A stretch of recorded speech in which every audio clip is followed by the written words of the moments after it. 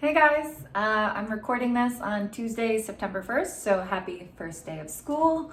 Hopefully things are going smoothly for you. Hopefully you also got my email on Sunday and you are getting some of this first week stuff done. So that would be browsing through Canvas and seeing all of the materials on there, familiarizing yourself with all of that, as well as getting your first week writing sample written and submitted by 11:59 p.m. tonight. I'm going to say this a million times throughout the semester, but just please make sure you are keeping an eye on Canvas, on your email. That's really important in any semester, but especially in a fully online remote semester like this, that's really going to be your only way of knowing what's coming up, what's due, what the expectations are, when your deadlines are. So it's really going to be necessary to your success in this class. So keep an eye on all of that. What I'm hopping on video today to talk to you about is some of our first kind of proper content, proper lesson in this class. And that is all the stuff that I uploaded under our Unit 1 textual analysis exercise module on Canvas. So you have all the stuff that I'm going to talk about right now, you pretty much have in writing. So that means in addition to this video, you'll have the written documents, the PDFs that you could look back at as you're moving through this unit and through the rest of the class. Okay, so the one thing that I want to start with, or the few things that I want to start with, are the Intro to Close Reading document, our first text by Martha Stout, and the guided reading questions that I uploaded there for you. So the close reading document it might seem kind of simple when you start reading it, like, yeah, this is obvious stuff. But I always like to start here with a little refresher because close reading really is the heart of this class.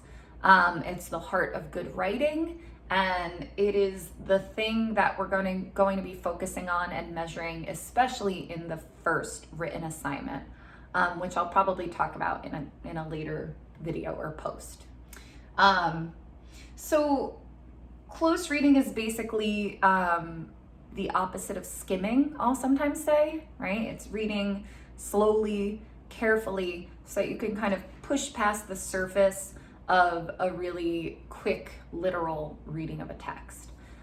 So I'll often tell my students, any literate adult could quickly skim these articles and kind of give you the gist, the basic summary of what they're saying. That's necessary, right? That's important that you understand what it says, but it's not going to be enough to write an analysis, right? In this class, we're not after writing summaries, we're after writing analyses, which means pointing out kind of subtle aspects in a text, commenting on them, considering what they mean, what the purpose of them is in the text, and eventually writing an argument about that. So in order to find those not so obvious moments, those subtler moments, you're going to have to spend more time reading than the average person, right? And it's important that we do this because if any old person could write a summary of this article, of this text, then we don't need you to, right? The point, hopefully, of being in a class like this, of pursuing a higher education, is that you're going to understand these concepts that we read about and have something to say about these concepts that's actually contributing something to our academic conversation, to our public conversation. So I give a few basic elements to close reading. This is where things might start to seem kind of obvious. Close reading means reading slowly, right? Spending more time on this than you would on like skimming a BuzzFeed article or skimming something that pops up on your news feed. Set aside a chunk to read. If you know that you have trouble focusing for more than like 20 minutes at a time, that's totally fine. That's totally normal. But make yourself a little reading schedule, right? Figure out, I'm going to sit down and read these 3 to 5 pages, then I'm going to sit and read these 3 to 5 pages. Make sure you have the time built in, right? If you are skimming this stuff right before an assignment is due, right before a discussion happens, assume that you're only going to get that kind of regular skimming level understanding of things. Focus on the text, right? So again, might seem basic, but you want to not be distracted when you read this stuff. So find a quiet place, try not to multitask. Again, devote some time to doing just this. Again, if what you're looking for is not so obvious clues, not so obvious elements, you need to be attuned to them, right? If you are trying to do 1 or 2 or 10 other things, you're probably only going to pick up on that basic surface level, summary level stuff, which again is not going to be enough to write successful papers in this class. Converse with the text. So academic writing is part of a big conversation, right? Among other scholars, among public intellectuals. You are jumping into that conversation this semester. So when it comes time to write your papers, you're going to be writing to Martha Stout. You're going to be writing in response to her, in response to other people who write on similar topics. So you want to start that kind of conversation model, that dialogue model, as soon as you start reading in this class, right? You can and should be doing that mentally, but I suggest doing that physically, right? Whether you're like printing these texts and writing in the margins, or whether you are annotating the PDFs, or at the very least keeping a page of notes while you read. You want to be attuned to questions she's raising and respond to them. You want to pose questions to her. Imagine a conversation, right? If she makes a claim, you want to think about, where do I stand on this claim? Can I push back against this? Can I debate with her? And you want to think about her purpose, right? Why is she putting this here? What does she want me to take away from this? Am I her intended audience? Who is her intended audience here? Why did she start with this story or make this reference or whatever? The more you do that while you're reading, the more content you're going to have to work with when it comes time to write a paper or whatever the assignment is, right? You're going to have all of these thoughts already starting to be formed. You're going to have moments that can work as evidence for you. Do make it a habit to write while you read, to think while you read, right? And hopefully to talk to other people while you read, whether it's your classmates or me or someone at home or someone you're living with. And finally, I've kind of been touching on this already, but you want to read for analysis rather than summary, right? So it is important to stop every so often and kind of do a comprehension check. Wait, what has she said so far? Do I understand this? Could I summarize it if I had to? But you want to keep going beyond that, right? Why did she include this element? Who is she reaching out to? What is her purpose? All that good stuff, right? And just a final note, and I actually put this up at the top of the document and I was touching on it a moment ago, a big reframing that I have intended for you throughout this class and in all of my writing classes is to start thinking about reading and writing as related, linked activities, right? So in the past, maybe you've thought about it like, I'm going to read this text. Okay, read it. Now I'm going to put it aside and I'm going to write the paper, right? And they are two separate things and that's how it goes, right? That is not the approach that I suggest you taking in this class, right? That's not the way I suggest you think about it. Instead, I hope that while you're reading, as I said, you will be writing. You will all immediately start generating ideas that could spark a conversation, that could spark an eventual essay argument or analysis that happens in a body paragraph, whatever, that you are talking to others about these ideas during that process, that you are continually rethinking, right? It's not like as soon as you land on an idea or a position, you never budge from it. And then even as we move into writing some assignment, writing a paper, that you are still going back to the text, that you're going back and having conversations with people, that you are going back and rethinking your own conceptions. The more you embrace this as a process, and a recursive process, meaning you are constantly kind of going back, retracing your steps, rethinking, reapproaching, the more of that you do, the more interesting your ideas are probably going to be. The subtler things you're going to start noticing.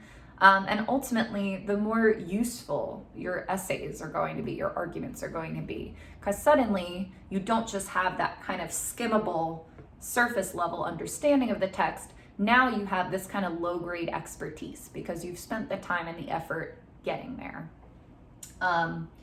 Okay, so I rambled a bit there, but like I said, close reading's important. We're going to keep talking about it all semester. We'll talk more about it when you get to the first written assignment, the textual analysis exercise, and it's also a huge portion of the grading criteria, even when we get to the big analytic essays. So it's important, hold on to it. That information applies for the rest of the semester, everything you read and write going forward. Okay, so what I want to do now for hopefully not too long, because I've already been talking for 11 minutes, is take a look at text 1, Martha Stout's When I Woke Up Tuesday Morning, It Was Friday. Open up the guided reading questions so you could see some of the things I asked you there. And I'm going to kind of model how I would approach close reading this text.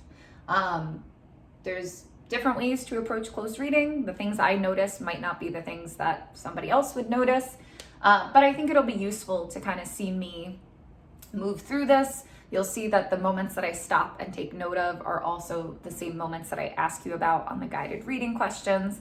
So, I mean, we're in this together this semester. I'm going to be the one creating course materials and resources, writing your paper prompts, giving you feedback and grading your papers. So the more we have kind of a shared approach and a shared expectation and vocabulary and all of this, the more likely you are to be successful going forward. Okay, so when I open the guided reading questions, it starts with a little reminder about what you should do while you're reading, so a reminder of that close reading stuff. And then I say, before you dive into the content of this text, preview those first 2 pages to introduce yourself to some of the context of this piece. So if you're reading from the New Humanities Reader, which you should be, I uploaded this first one as a PDF, so you have, a week or 2 or 3 to get a hold of this textbook, but you should be working from the New Humanities Reader 6th edition versions of these texts. And if you are, then you'll see that they all start with a little blurb, like a little introduction from the editor of the book. And I suggest starting by taking a look at that introduction because it often has some useful contextual information, the title, the author, who this author is, what their background is, other work they've done. If the text comes as like an excerpt from a larger book, it'll tell you what that book is. And I think this information is important because it gives you a sense of what the author's purpose might be, right? What kind of audience they're reaching out to, what they might be trying to accomplish in this text. So the first thing I ask is, what is the title of the excerpt and what's the title of the larger book that the excerpt is taken from? So if I go to the editor's introduction, I see that this comes from The Myth of Sanity, Divided Consciousness, and the Promise of Awareness. So The Myth of Sanity is a nice informative title, right? Sanity is a myth. It kind of gives me her argument before I even start reading. So I don't know the details of this argument, right? Is she going to say there's no such thing as sane versus insane at all? Is she going to say our typical ways of understanding sanity versus insanity are wrong and she's going to propose something else? I don't know exactly, but going in right away, I have a sense of not only her topic, but the argument that she's going to make. The title of the excerpt is a little more puzzling. When I woke up Tuesday morning, it was Friday. That's not such a straightforward argument. It's certainly intriguing, right? It doesn't make sense. When I woke up Tuesday morning, it was Friday. So it kind of has that element of like catching the reader's eye, intriguing them. What the heck is this about?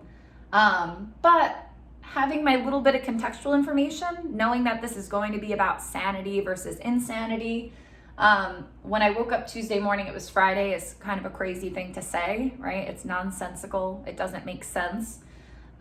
So maybe the person who said this is labeled insane and she's going to argue that they're not, or I don't know, something about sanity, right? It's also in the first person when I woke up Tuesday morning.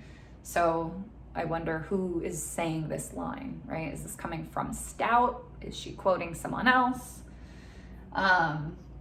Next thing I ask on the guided reading questions is, who is Martha Stout? So it says here she is a clinical psychologist for 30 years. Clinical psychologist, she works with patients, perhaps with insane patients, people who have been labeled insane. Maybe she thinks of their condition differently. Now I'm wondering, did she say this line when I woke up Tuesday morning? It was Friday, or perhaps did one of her patients say this? Perhaps she will draw on that clinical experience with her patients in making this argument. We haven't even started reading yet, and I have a pretty strong grasp, or guess at least, as to what's coming as I read. And then the last contextual question I ask is about this quote that she opens her text with. So right after the title, before she jumps into the content, there's a quote from Lewis Carroll. It says, "The horror of that moment," the king went on, "I shall never, never forget. You will, though," the queen said, "if you don't make a memorandum of it." And again, I said that was from Lewis Carroll. I know from my own prior knowledge that Lewis Carroll wrote Alice in Wonderland, so I'm going to guess that's where this quote is coming from.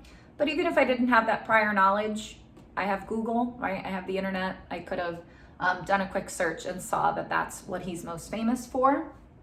I know, again, from my prior knowledge, that Alice in Wonderland does have themes of insanity, right? So she goes down the rabbit hole. She has this kind of dream fantasy. There's the Mad Hatter, right, who is an insane character.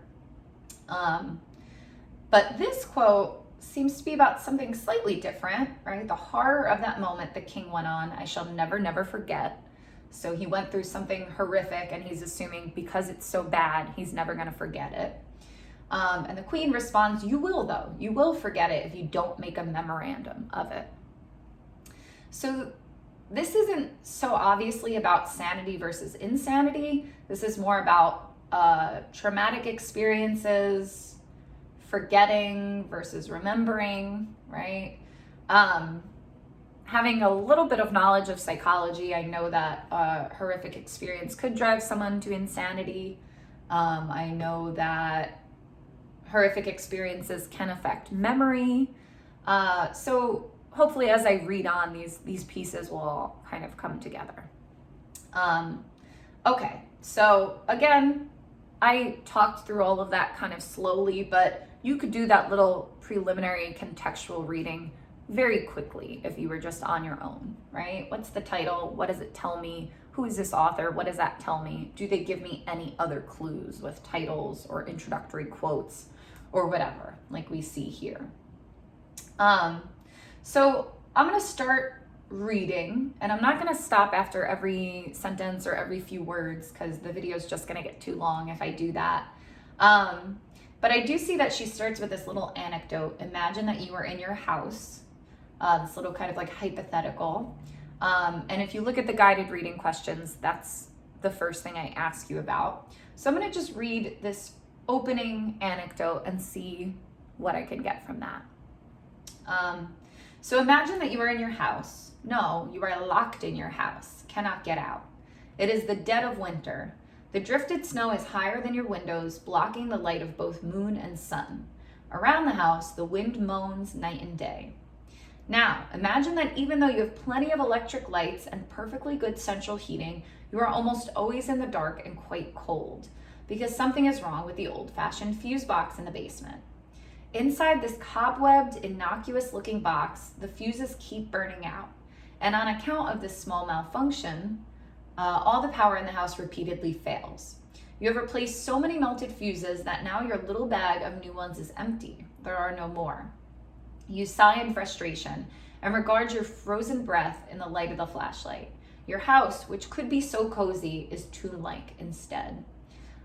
So I lied. I actually am going to stop really quickly just to point out the fact that so far this is not a proper argument, right? This is not like Martha Stout opened the piece and said, in this text, I will argue blah, blah, blah. However, everything we read this semester is ultimately going to be an argument, right? So that means as I'm reading this little story, this little hypothetical, imagine you're in a house, I'm assuming that this has some purpose, right? That she started this way for some reason, and that it's going to inform her later argument in some way, or that it's going to get me as a reader in the right headspace to better receive her later argument. So even though this is just like a story, I'm still looking for those clues, right? And I'm thinking about that contextual stuff. What might this have to do with sanity? You're locked in a cold house, no light is getting in, right? You don't know what to do because you ran out of replacement fuses. How do I fix this? How do I get out of this? I can make that jump, that inference that being locked in this cold house maybe has something to do with being locked in a state of insanity, or at least psychological torment of some sort. So again, kind of file away all those clues as you read, right? I'm also looking for a connection to this idea of horrific experiences and forgetting them versus remembering them. That hasn't really revealed itself as super connected to the sanity stuff yet. So I'm going to continue. In all probability, there is something quirky in the antiquated fuse box. It has developed some kind of needless hair trigger and is not really reacting to any dangerous electrical overload at all. Should you get some pennies out of your pocket and use them to replace the burned out fuses? That would solve the power outage problem. No more shorts, not with copper coins in there. Using coins would scuttle the safeguard function of the fuse box, but the need for a safeguard right now is questionable. And the box is keeping you cold and in the dark for no good reason. Well, probably for no good reason. On the other hand, what if the wiring in house really is overloaded somehow? A fire could result, probably will result eventually. If you do not find the fire soon enough, if you cannot manage to put the fire out, the whole house could go up with you trapped inside. You know that death by burning is hideous. You know also that your mind is playing tricks, but thinking about fire, you almost imagine there is smoke in your nostrils right now. So not only trapped in a dark, bad situation, but now you have this dilemma. Do I try to fix it? Do I leave it as it is and just stay in the dark? Mind is playing tricks on you. You're imagining ultimate death. You're smelling smoke even though there's no fire. Again, the overlaps with insanity should begin to reveal themselves now. So do you go back upstairs and sit endlessly in a dark living room, defeated, numb from the cold, though you have buried yourself under every blanket in the house? No light to read by, no music, just the wail and rattle of the icy wind outside. Or in an attempt to feel more human, do you make things warm and comfortable? Is it wise to gamble with calamity and howling pain? If you turn the power back on, will you not smell non-existent smoke every moment you are awake? And will you not have far too many of these waking moments? For how will you ever risk going to sleep? Do you sabotage the fuse box? I'm going to stop there because I notice right after that, her voice shifts, right? She says, do you sabotage the fuse box? I believe that most of us cannot know what we would do. So I see a really distinct shift in voice there from anecdote, hypothetical story into argument proper. I, Martha Stout, believe this is how most people would react. So I want you to start picking up on those little changes in voice, right? Moments where she's shifting from a story as she did here, or maybe an example, or maybe a citation from someone else's work, and into her own voice, into her own argument proper. I mentioned before that when you write in this class, you're going to be responding to the authors, engaging with the authors. So it's important that you're able to put your finger on, this is something that I know Martha Stout is saying, something that Martha Stout believes, so that you're not engaging with kind of like other ancillary material. So I've already been talking for far too long. But again, if you look at that first question on the guided reading questions, it says basically what I was leading you into. The metaphor in the beginning about the house with the broken fuse box is not an argument proper, but we could still ask ourselves why she chose to introduce the text in this way. And I give you a hint, look at the kinds of language and images she includes. How is it meant to make the reader feel? Why would she want them to feel this way? So we know she's worked one-on-one with patients struggling psychologically. We know that she thinks our typical ways of understanding sanity and insanity are a myth. She wants to challenge those conceptions. If I look back at the anecdote, she's talking about darkness, cold, I don't know what to do, kind of this sense of helplessness and impending doom. That perhaps makes me empathize with somebody who's in some kind of psychological torment, who feels trapped in their own mind in this way. So if she's going to go on to argue that our typical ways of understanding people like this, who are suffering like this, our typical ways of understanding them are somehow wrong, perhaps getting us in that headspace, getting us to empathize with the difficulty of their situation will help us see this argument that she's going to go on to make, right? See this new framing of what it means to be sane or insane. Okay, so this wound up being like 10 minutes longer than planned. I apologize in advance, but hopefully it was useful to hear me talk through some of that. So you're going to be asked to read this text over the weekend and be ready to discuss it on Tuesday, September 8th. More details about what next week's activities will look like will follow. As I said, you'll get another email Sunday, at some point Sunday, from me kind of previewing what's coming next week. So keep an eye out for that. If any questions come up in the meantime, please reach out to me, office hours, email, whatever. I look forward to getting to know you guys, to having a good semester, and I hope your semester is off to a good start. All right, talk soon.